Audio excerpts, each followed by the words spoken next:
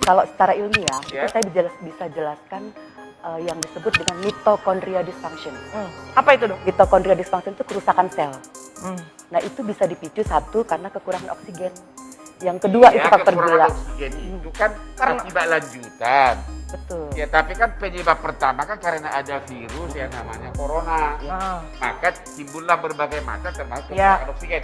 Pertanyaannya, apa alasan ibu mengatakan tidak mengakui ada corona sementara Berarti seluruh itu dunia? sakit apa dong? Nah, Seluruh dunia betul, sudah betul. mengakui dan sudah korban dan Ya. seluruh perusahaan obat terkenal dunia mengakui. Ya.